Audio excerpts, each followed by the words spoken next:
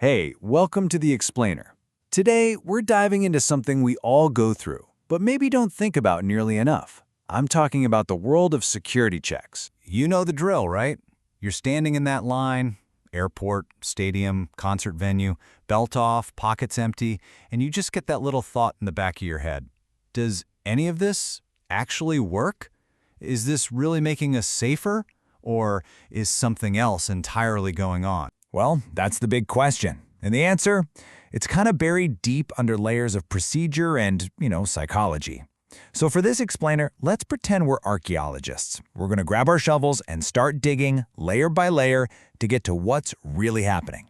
And we'll start right at the surface. So our first layer, this is the obvious one. It's the part we see every single day, the surface level, the ritual itself. So, on the surface, what are we told? The stated purpose is pretty simple. Find dangerous things, stop bad stuff from happening. But the real purpose? Well, that's often just about avoiding blame. Think about it. If one venue has a security check and the one next door doesn't, and something awful happens at the second one, what's the first thing everyone's going to ask? Why wasn't there security? It's a logic that's not really based on risk. It's based on liability. And this all leads to a really key idea. It's called security theater. And it's exactly what it sounds like. It's a performance. The whole thing is more about feeling safe than being safe. You know what I mean? That bored-looking guard just kind of waving the wand, the bag that slides through the x-ray machine so fast nobody could possibly have seen anything. It's all just an act in a play. A play to reassure us and to prove a box was ticked. Okay, so now we dig a little deeper. We're going past the ritual itself and looking at what it says about us as a society. And this is where it gets really fascinating. Think about it like this. A healthy society, it just runs on trust, right? We basically assume the people around us are, okay. But when fear starts to creep in, fear of the random, the unpredictable, that trust starts to break down. So what do? We outsource it. We hand over our safety to a visible system like a metal detector. And suddenly, the whole game flips. It's no longer we're all in this together, it's everyone is a potential threat until proven innocent by this machine. And this quote just hits the nail on the head. That metal detector, it's not just a piece of hardware. It's a monument. It's a big physical symbol that we built to mark the exact moment we stopped trusting each other and started trusting a process instead. We want to be protected, sure, but not constantly suspected. But hold on, there's another layer here. As we dig, we start to uncover this hidden bargain that we're all quietly making. Okay, so far it seems like this is a system that's just being forced on us and we're the victims here. But what if that's not the whole story? This is where our archaeological dig takes a really interesting turn. What if we're not just passive victims? What if, on some level, we're actually complicit in this whole thing?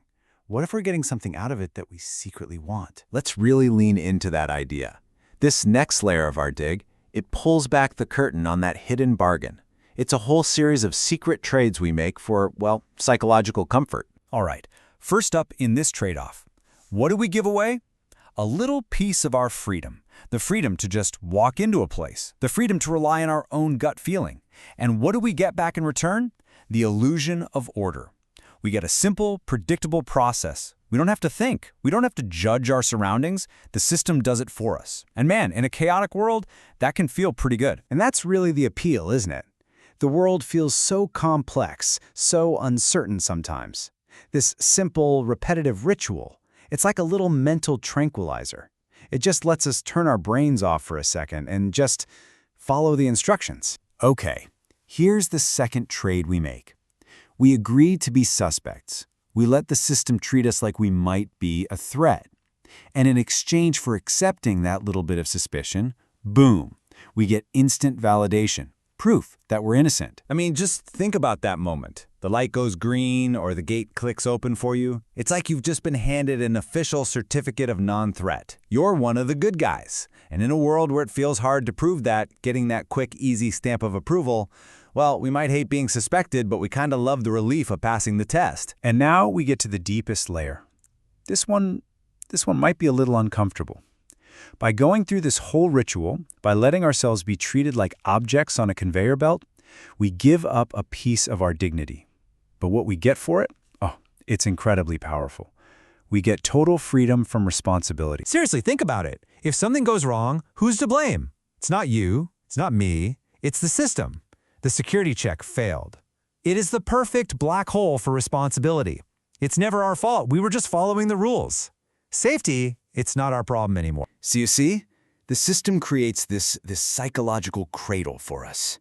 It rocks us gently and it whispers, don't worry, don't think, don't judge. You don't have to be responsible. I've got you.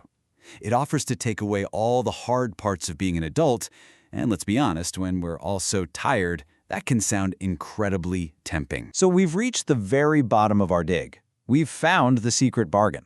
And it leaves us staring at one last, really profound paradox. We've all heard that sound 1,000 times, that simple electronic beep, or the quiet little click of a turnstile letting you pass. It's the sound of this entire system, all boiled down into a single moment. So the next time you hear it, just ask yourself this one question. Is that the sound of your shackles opening, giving you freedom to move on?